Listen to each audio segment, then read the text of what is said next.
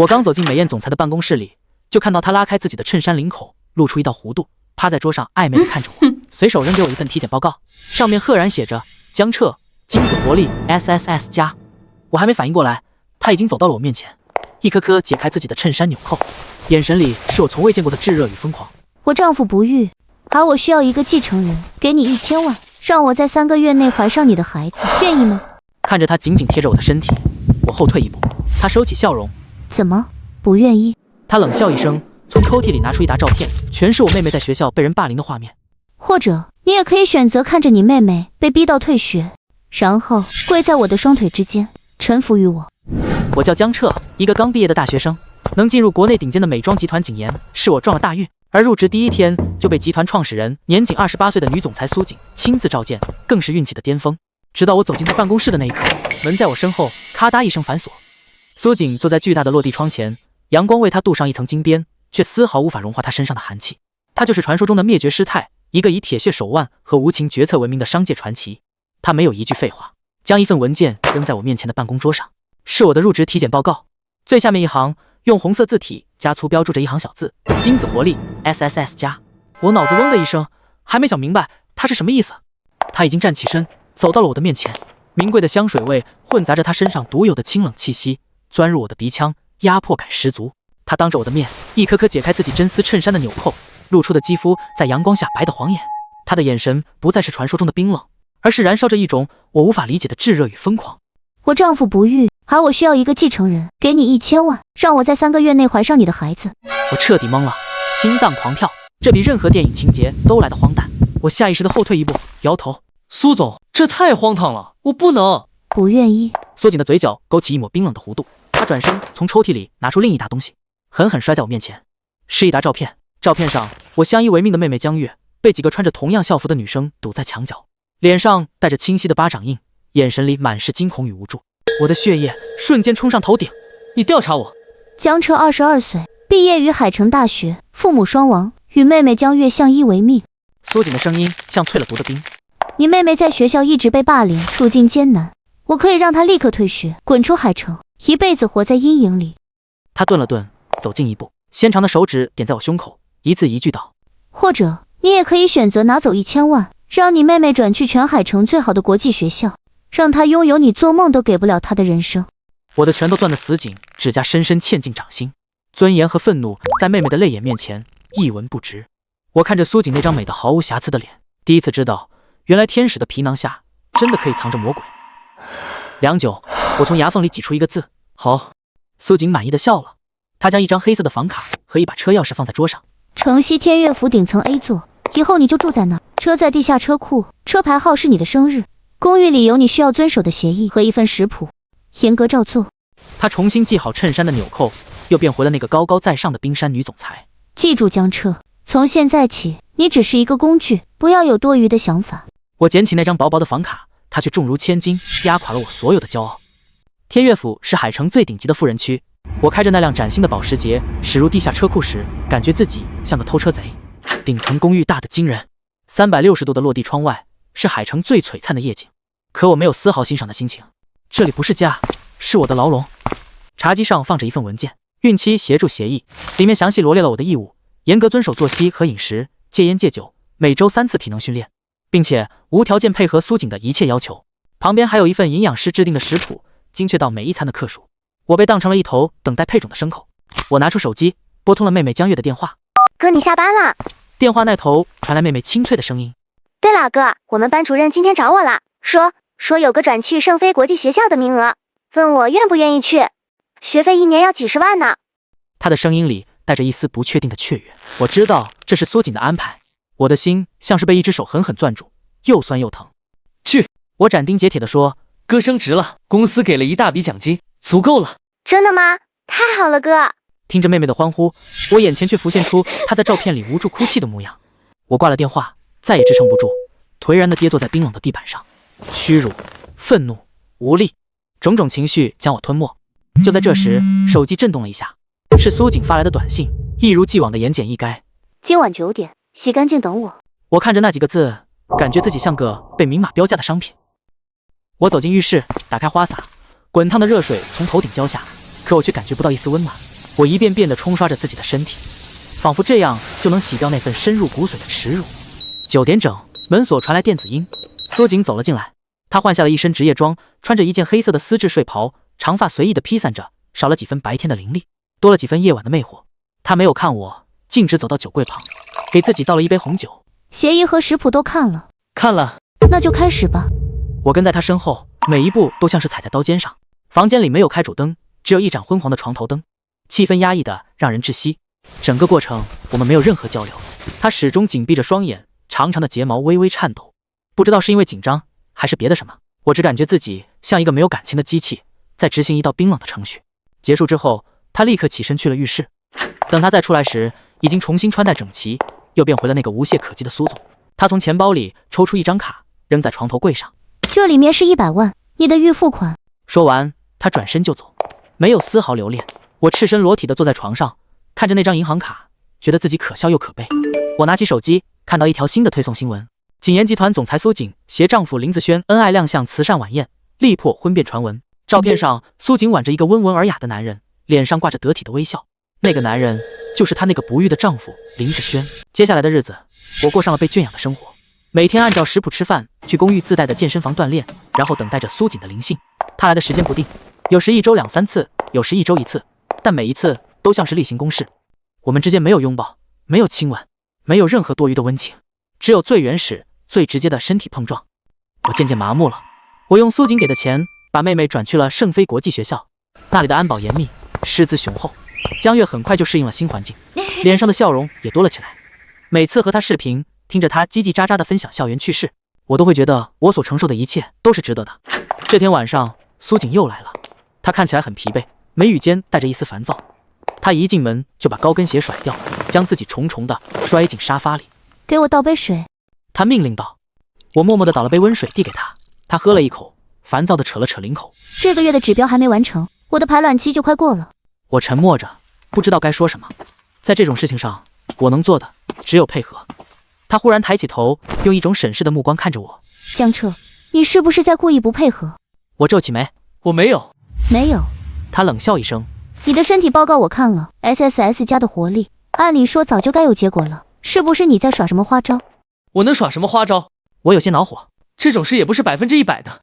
我不管什么几%。她的声音陡然拔高，将水杯重重地砸在茶几上。我只要结果，3个月，这是我们说好的。如果3个月后我没有怀孕，你和你妹妹就一起从海城消失。玻璃杯的碎片溅了一地，就像我那岌岌可危的自尊。我深吸一口气，压下心头的怒火。我知道了。那天晚上，他比以往任何时候都要疯狂，仿佛要将所有的焦虑和压力都发泄出来。我默默承受着，像一个没有灵魂的木偶。结束后，我躺在床上，睁着眼睛看着天花板，一夜无眠。我开始怀疑苏锦是不是有什么问题，又或者她丈夫不育这件事本身就是个谎言。这个念头一旦产生，就在我心里疯狂地生根发芽。我决定要做点什么，我不能像个傻子一样任由她摆布，最后连怎么死的都不知道。几天后，我趁着苏锦不在，偷偷潜入了她的书房。这里是禁区，她曾明确警告过我，不准踏入半步。书房很大，一整面墙都是书柜。我小心翼翼地翻找着，希望能找到一些蛛丝马迹。终于，在一个上锁的抽屉里，我发现了一个加密的 U 盘。我用电脑技术破解了密码，里面的内容让我大吃一惊。U 盘里只有一个文件夹，文件夹里全是关于她丈夫林子轩的资料。林子轩出身海城顶级豪门林家，2年前和苏锦商业联姻。资料显示，1年前林子轩在一场车祸中下半身受创，导致了不可逆的生育功能障碍。但让我感到奇怪的是，资料的最后附上了一份林子轩出车祸前的体检报告。那份报告上赫然也写着精子活力 SSS 加，和我的一模一样。这绝对不是巧合。苏锦为什么要找一个和她丈夫体质数据如此相似的人？我继续往下翻，在文件夹的最深处找到了一段被隐藏的录音。我点开录音，里面传来苏锦和一个陌生男人的对话。苏总，样本已经拿到了，和您丈夫出事前的数据匹配度高达99.9%。很好，人呢？找的怎么样了？也找到了，叫江彻，刚毕业的大学生，身世清白，有个妹妹是他的软肋，方便控制。那就按计划进行，记住，这件事不能有任何人知道。录音到这里戛然而止，我浑身冰凉，如坠冰窟。从头到尾，我就是一个被精心挑选的替代品。所谓的 SSS 加，不过是他筛选种马的条件。他要的根本不是我的孩子，他要的是一个和她丈夫林子轩拥有同样优秀基因的孩子。她想瞒天过海，用我的种生下一个林家的继承人。这个女人心机深沉的可怕。我正震惊间，书房的门突然被推开，苏锦站在门口，脸色铁青的看着我，和电脑屏幕上还未关闭的文件夹。谁让你进来的？我站起身，直视着她的眼睛。你一直在骗我，事已至此，再伪装下去已经没有意义。苏锦的脸上闪过一丝慌乱，但很快就恢复了镇定。她一步步向我走来，高跟鞋敲击地面的声音像是踩在我的心上。骗你？她冷笑。协议上写得很清楚，你提供你的基因，我付钱，我们是平等的交易关系。平等？我自嘲地笑了。从你用我妹妹威胁我的那一刻起，我们就没有任何平等可言。你只是把我当成一个可以随意拿捏的工具。工具也分3、6、9等。苏锦的眼神里满是轻蔑。能成为我苏锦孩子的父亲，是你的荣幸。我呸！我压抑了许久的怒火终于爆发。你只是想找个替身，为你那个没用的丈夫生孩子。你想让所有人都以为这个孩子是林家的种。我的话像一把尖刀，精准地刺中了他的要害。苏锦的脸色瞬间变得惨白。他没想到我会知道的这么清楚。我什么？我步步紧逼。苏锦，你就不怕我把这件事捅出去吗？让所有人都知道，景言集团高高在上的女总裁为了一个继承人不惜借种生子，到时候你猜林家会怎么对你？苏锦的身体晃了晃，显然是被我的话击中了。但他毕竟是苏锦，短暂的失态后，他迅速稳住了心神。你以为你捅出去，有人会信吗？他重新扬起下巴，恢复了那副高傲的姿态。一个是我丈夫出事前留下的冷冻样本，一个是不知道从哪里冒出来的穷小子。你觉得林家和媒体会相信谁？他的话像一盆冷水，将我浇了个透心凉。是啊，我人微言轻，拿什么跟他斗？更何况……苏锦的眼神再次变得狠厉。你敢把事情闹大，我保证你妹妹会是第一个陪葬品。又是江月，他总是能精准地抓住我的软肋，一次又一次。我颓然地后退一步，浑身的力气仿佛被抽空了。苏锦，你到底想怎么样？我不想怎么样。苏锦走到我面前，整理了一下我的衣领，动作轻柔，说出的话却恶毒如蛇蝎。我只要你乖乖听话，完成我们的交易，等我怀上孩子，1000万会立刻打到你账上，然后你带着你妹妹滚出海城，永远不要再出现。他看着我，眼神里带着一丝警告和一丝不易察觉的复杂情绪。江彻，别逼我，我能把你捧上天堂，也能让你坠入地狱。说完，他转身离开，留下我一个人在空荡荡的书房里。我看着电脑屏幕上那份 SSS 加的报告，心里涌起一个更加疯狂的念头：我不能再坐以待毙，我要反击。就在这时，我的手机突然响了，是一个陌生的号码。我犹豫了一下，还是接了起来。电话那头传来一个男人低沉而富有磁性的声音，带着一丝戏谑的笑意：江彻先生，是吗？我是林子轩，苏锦的丈夫。我的瞳孔猛地一缩。我知道你和我太太之间的事情。男人的声音依旧平稳，却透着一股令人不寒而栗的压迫感。我想和你谈谈。苏锦的丈夫林子轩，这个只在新闻照片和秘密资料里出现过的男人，竟然主动联系了我。我的大脑飞速运转，他知道多少？他是怎么知道的？他找我的目的是什么？无数个疑问在我脑海里盘旋。我压低声音问：你在哪儿？你楼下的咖啡厅，靠窗的位置。我走到窗边，撩开窗帘，一脚往下看。果然，咖啡厅靠窗的位置坐着一个男人。他穿着一身剪裁得体的灰色西装，侧脸英俊，气质金贵。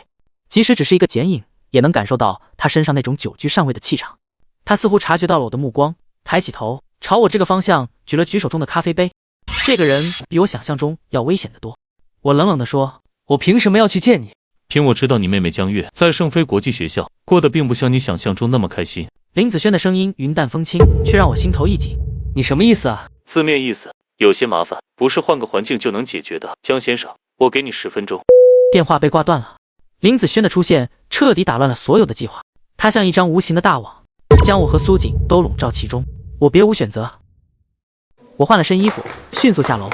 咖啡厅里，林子轩正慢条斯理地搅动着杯子里的咖啡。看到我，他做了个请坐的手势。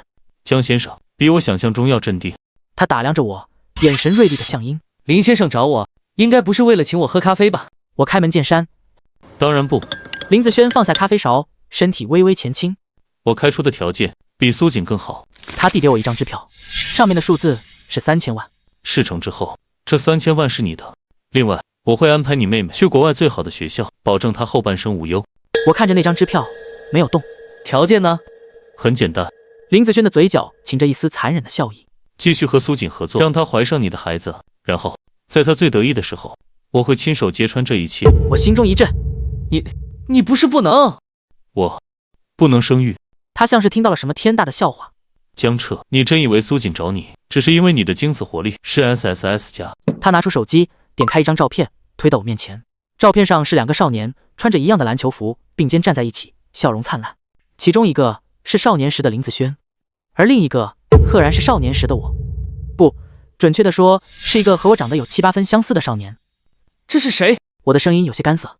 他叫陆巡，我最好的朋友，也是苏锦的初恋。林子轩的眼神变得幽深，可惜他几年前就死了。我如遭雷击，原来是这样。我不是替代品，我是替身的替代品。苏锦要的不只是一个拥有 SSS 加基因的孩子，她要的是一个长得像她白月光，又拥有她丈夫基因的完美替代品。这个女人简直疯了。他以为我不知道。林子轩收起手机，语气里满是嘲讽。他以为我车祸后就成了个废人，所以他费尽心机找到了你这么个完美的容器。所以车祸是假的，你不育也是假的。我终于明白了，车祸是真的，但没伤到根本。至于不育，他笑了笑。不这么说，怎么能看到一出好戏呢？我看着眼前这个笑意不达眼底的男人，只觉得一股寒气从脚底升起。他一直在演戏，他早就知道苏锦的计划，却不动声色，任由他一步步掉进自己设下的陷阱。他要的是在苏锦以为自己即将成功的时候，给他最致命的一击，摧毁他的希望，践踏他的尊严，将他彻底打入地狱。怎么样，江先生？林子轩的声音将我从震惊中拉回。是选择被苏锦利用完就扔掉，还是选择和我合作，拿走3000万，给你和你妹妹一个全新的未来？这是一个魔鬼的交易，但我知道我没得选。在苏锦和林子轩这2个人精面前，我只是一颗可以被随时牺牲的棋子。想要活下去，并且保护好妹妹，我只能选择那个看起来更有胜算的一方。好，我答应你。我看着林子轩的眼睛，一字一句地说：但你要先保证我妹妹的安全。聪明人的选择。林子轩满意的笑了，他当着我的面拨通了一个电话。圣菲学校那边处理干净，我不希望再听到任何关于江月同学不好的消息。他的语气平淡，却带着不容置喙的权威。挂了电话，他对我说：现在你可以放心了。我回到公寓时，苏锦已经回来了，他正坐在沙发上，脸色阴沉地看着我。你去哪儿了？出去走了走。我面不改色地撒谎。江彻，我警告过你，不要耍花招。他的眼神充满怀疑。我能耍什么花招？我走到他面前，学着他之前的样子，伸手抬起他的下巴。苏总，别忘了，现在是你需要我，在没有得到我想要的结果之前，你应该对我客气一点。苏锦的身体一僵，显然没想到我敢这么对他说话。他眼中的怒火几乎要喷涌而出，但最终他还是忍住了。最好是这样。他甩开我的手，冷冷地丢下一句，转身进了卧室。看着他的背影，我知道游戏开始了。从现在起，我不再是任人宰割的羔羊，我是一匹游走在2头猛兽之间的狼。我成了双面间谍，在苏锦面前，我依旧是那个被金钱和威胁所迫，不得不听话的工具；在林子轩面前，我则是他安插在敌人身边，随时准备给予致命一击的棋子。林子轩的能量确实很大。第2天，江月的班主任就主动给我打了电话，语气恭敬又谄媚，说之前欺负江月的几个学生，因为严重违反校纪，已经被勒令退学，并且向江月公开道歉。江月在学校的处境一夜之间天翻地覆，和他视频时，我能明显感觉到他发自内心的轻松和快乐，这让我对林子轩的恐惧又加深了一层。而苏锦对此一无所知，他甚至以为这是他之前的警告起了作用。那天晚上他来的时候，心情似乎不错。看来你妹妹的事情解决了。他一边换鞋一边说，语气里带着一丝施舍般的得意。江彻看到了吗？只要你听话，我能给你和你妹妹想要的一切。我看着他那副高高在上的样子，心中冷笑。你给的，如果不是林子轩，江月现在还不知道在被怎么欺负。但我脸上却装出感激涕零的模样。谢谢苏总，我知道了，我以后一定好好配合。苏锦很满意我的识时务，他似乎对我放松了警惕。我们的例行公事依旧在继续，但我开始在过程中观察他。我发现他并非真的像表面上那么冰冷无情，在情动时，他会无意识地抓紧床单，长长的睫毛不停地颤抖，泄露出他内心的紧张和脆弱。有时候他会很早来，或者很晚走，一个人坐在落地窗前，看着外面的夜景发呆，一坐就是几个小时。那时的他身上没有了灭绝师太的盔甲，只是一个看起来有些孤独和疲惫的女人。我按照林子轩的指示，时不时地向他汇报进展。他最近很焦虑，因为一直没怀上。他今天又发脾气了，砸了一个杯子。他好像开始怀疑自己的身体有问题，预约了医生。每一次，林子轩都会在电话那头发出一声满意的轻笑。他像一个耐心的猎人，享受着猎物在陷阱里垂死挣扎的过程。1个月过去了，苏锦还是没有怀孕，她的耐心显然已经耗尽，她变得越来越暴躁，对我的要求也越来越苛刻，甚至开始监控我的饮食和作息，每天让营养师和健身教练准时上门打卡。我感觉自己离一个真正的种马只差被关在笼子里了。这天，我结束了健身教练惨无人道的蹂躏，瘫在沙发上接到了林子轩的电话。计划可以提前了。他说：什么意思？苏锦等不及了，他背着我联系了林家的世交，想用怀孕这件事换取他们在董事会的支持来对抗我。你要我做什么？很简单，今晚他一定会来找你，你要做的就是让他怀上。我愣住了，没有什么可是。林子轩打断我，我已经买通了他的医生，明天医生会告诉他她怀孕了。我倒吸一口凉气，这一环扣一环的，简直天衣无缝。先给他一个假的怀孕喜讯，让他放松警惕，以为自己胜券在握，然后在他把这个消息公之于众，用来作为和林子轩博弈的筹码时，再由林子轩亲自揭穿这个谎言。到时候苏锦不仅会输掉一切，还会身败名裂，太狠了。江彻，演好你的戏。林子轩最后叮嘱道。事成之后，你和你的钱都会安全离开。挂了电话，我坐在沙发上，久久没有动弹。我看着窗外渐渐暗下来的天色，心里第一次对苏锦产生了一丝不忍。是的，他利用我，威胁我，把我当成工具。而林子轩，那个看起来温文尔雅的男人，才是真正躲在暗处操控一切的魔鬼。晚上8点，苏锦准时出现。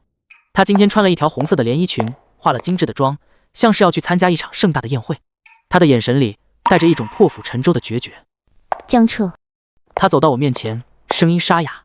今晚是最后一次机会了。我看着他，心里五味杂陈。我该怎么做？是按照林子轩的剧本，把他推向万劫不复的深渊，还是……那一晚，苏锦格外主动，也格外脆弱。他紧紧地抱着我，仿佛抓住最后一根救命稻草。黑暗中，我甚至感觉有温热的液体滴落在我的肩膀上。他在哭，那个不可一世的冰山女总裁竟然哭了。我的心莫名的被刺痛了一下。结束之后，他没有像往常一样立刻离开，而是蜷缩在我身边，很快就睡着了。他睡得很不安稳，眉头紧锁，长长的睫毛上还挂着泪珠。我静静地看着他的睡颜，第一次觉得她其实也只是一个普通的女人，会痛，会怕，会哭。我一夜没睡。天亮时，苏锦醒了，看到自己躺在我怀里，她明显愣了一下，随即迅速起身，恢复了冷漠的表情。昨天晚上忘了。她丢下这么一句，就走进了浴室。我知道她在掩饰自己的失态。那天之后，苏锦一连好几天都没有再出现。我按照林子轩的剧本，继续扮演着我的角色。1周后，我接到了苏锦的电话，她的声音里带着一种压抑不住的狂喜。江彻，我怀孕了。我假装惊讶的啊了一声，然后故作欣喜地说：太好了，苏总，协议结束了。苏锦的声音又恢复了冷静。1000万，1个小时内会到你账上。收拾你的东西。好。挂了电话，我看着手机上收到的银行到账短信，那一长串的零却没能让我感到一丝快乐。我给林子轩发了条信息，他上钩了。林子轩很快回复：做得好，大戏就在3天后，林家的家宴上。我收拾好自己为数不多的行李，离开了这个我住了2个月的金丝牢笼。走出天悦府大门的那一刻，我回头看了一眼顶层那扇巨大的落地窗，阳光下它闪闪发光，像一个巨大的怪物，吞噬着人的灵魂。3天后，林家老宅。作为林子轩的司机，我得以进入这场不对外开放的顶级豪门家宴。宴会厅里名流云集，觥筹交错。苏锦穿着一身得体的白色长裙，挽着林子轩的手臂，脸上挂着胜利者般的微笑。她看起来容光焕发，腹部虽然还看不出什么，但她却不时地用手轻轻抚摸，向所有人宣告着她的战利品。林子轩则一如既往地扮演着她深情的丈夫角色，对苏锦体贴备至，眼底却藏着淬毒的寒意。我知道暴风雨就要来了。果然，在家宴进行到一半时，林家的大家长林老爷子笑呵呵地举起了酒杯。今天我要宣布一件大喜事。老爷子红光满面，我们林家有后了，苏锦怀上了我们林家的长孙。话音一落，全场响起热烈的掌声和祝贺声。苏锦脸上的笑容愈发灿烂，他得意地看了一眼林子轩，眼神里充满了挑衅，而林子轩也回了他一个温柔的微笑。就是现在，他举起酒杯，走到宴会厅中央。谢谢各位的祝福。他的声音通过麦克风清晰地传到每个人的耳朵里。不过在庆祝之前，我想请大家看一样东西。他打了个响指，宴会厅的大屏幕上突然开始播放一段视频。视频里是我在和林子轩的手下对话。江先生，事情办得怎么样了？放心，苏锦已经相信她怀孕了。很好，这是林总给你的尾款。视频里，我接过了一个装满现金的箱子，全场瞬间一片哗然。所有人的目光都像利剑一样射向了苏锦。苏锦脸上的血色一瞬间褪得干干净净，他难以置信地看着屏幕，又看看我，最后看向林子轩，嘴唇哆嗦着，一个字都说不出来。苏锦，林子轩走到他面前，声音温柔却字字诛心。你以为你找个野男人，怀个野种就能瞒天过海，夺走林家的一切吗？他拿出另一份文件，甩在苏锦脸上。这是我的体检报告，我林子轩从始至终都没有任何生育问题。他转向林老爷子和在座的宾客，一脸痛心疾首。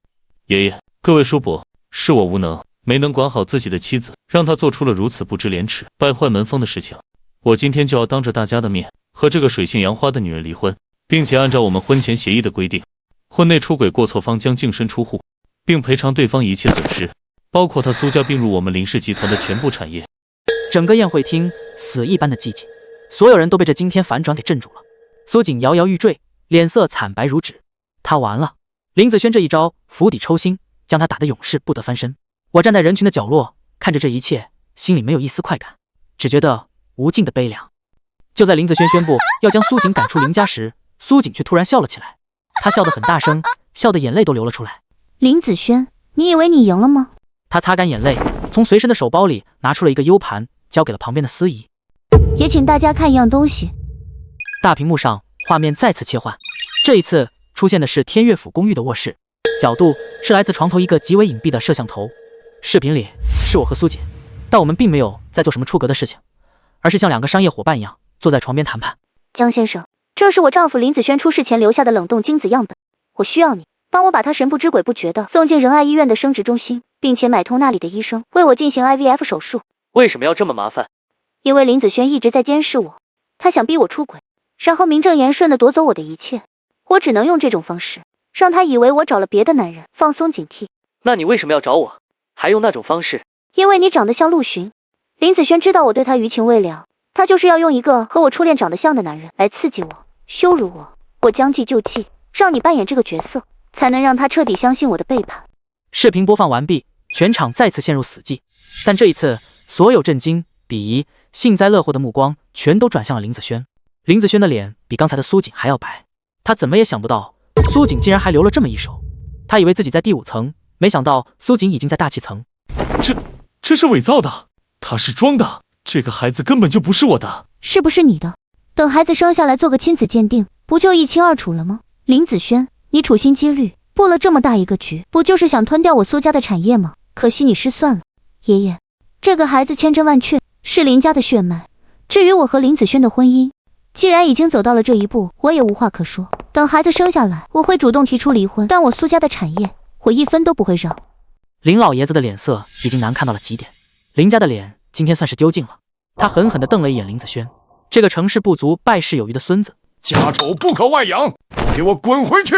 一场精心策划的家宴最终以闹剧收场。我跟着人群默默地退出了林家老宅。走到门口时，苏锦追了上来。江彻，我停下脚步，回头看他。为什么？你明明可以拿走3000万和林子轩合作，彻底毁了我。大概是不想让我未来孩子的亲生母亲输得那么难看吧。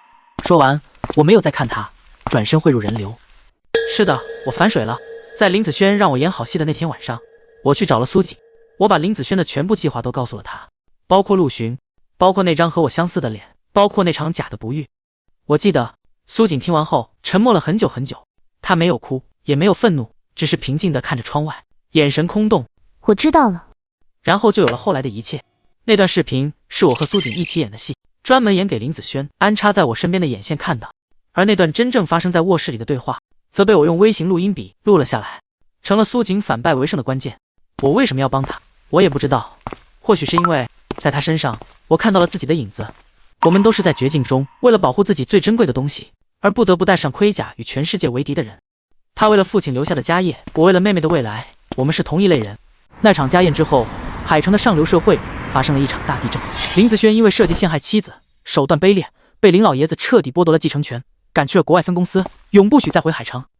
苏锦则成了最后的赢家，他不仅保住了腹中的孩子，更重要的是，在林老爷子的授意下，他苏家的锦言集团从林氏集团中彻底独立了出来，并且拿回了全部的控制权。她成了名副其实的女王。而我在完成这一切后，选择了悄然离开。苏锦打给我的那1000万，我分文未动。我用自己工作攒下的积蓄，带着妹妹江月离开海城，去了一个宁静的海边小城。我开了一家小小的书店，面朝大海，春暖花开。江月在当地最好的高中读书，性格也变得越来越开朗。我们过上了我曾经梦寐以求的平静而安宁的生活。我以为我跟苏锦这辈子都不会再有任何交集，直到半年后的一天。那天下午，阳光正好，我正坐在书店门口的摇椅上看书，一辆黑色的宾利悄无声息地停在了书店门口。车门打开，走下来一个穿着米色风衣的女人，是苏锦。她的小腹已经明显隆起，但四肢依旧纤细。她剪了短发，脸上没有化妆，褪去了所有的凌厉和锋芒，看起来柔和了许多。她走到我面前，看着我，笑了笑。好久不见，江彻。我放下书，站起身。苏总，你怎么会来这里？我来还你一样东西。他从包里拿出一个文件袋，递给我。我打开一看，是一份股权转让协议。锦言集团10%的股份，你应得的。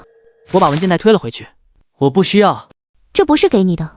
苏锦看着我的眼睛，认真的说：“这是给你孩子的。”我的心猛地一颤。苏锦，我们当初说好的。是我们说好的，交易结束，两不相欠。但江彻这个孩子，他不是交易的产物，他是一个意外的礼物。他顿了顿，继续说：“家宴之后，我去医院做了详细的检查，林子轩的那个冷冻样本，因为保存时间太久，活性已经基本为零，所以这个孩子确确实实是我的。我不是来逼你负责的。”苏锦似乎看出了我的窘迫，我只是来告诉你，这件事你有权利知道。我问：“你以后有什么打算？”我会把孩子生下来，好好抚养他长大。我会告诉他，他有一个很勇敢、很善良的父亲。我的眼眶有些发热。江彻。苏锦忽然向前一步，抱住了我，他的拥抱很轻，却很温暖。谢谢你。他在我耳边轻声说。也谢谢你。我说：“谢谢你，让我看到了人性的复杂，也让我找到了自己的方向。谢谢你，让我明白，即使身处黑暗，也要心向光明。”苏锦没有停留太久，他把那份股权协议留在了桌上，就离开了。我看着他的车子消失在海岸线的尽头，心里前所未有的平静。傍晚，江月放学回来。哥，今天书店有什么好玩的事儿吗？他一边放下书包，一边问。我揉了揉他的头发，笑着说：“今天来了一位很特别的客人。”我拿起桌上的那份文件，看着上面锦言集团的字样，心中已经有了决定。我会收下这份礼物，不是为了我自己，而是为了那个即将出世的孩子，也为了给我和江月一个更安稳的未来。但我不会再回到那个充满纷争的世界。我的未来就在这里，在这间小小的书店里，在这一片蔚蓝的大海边。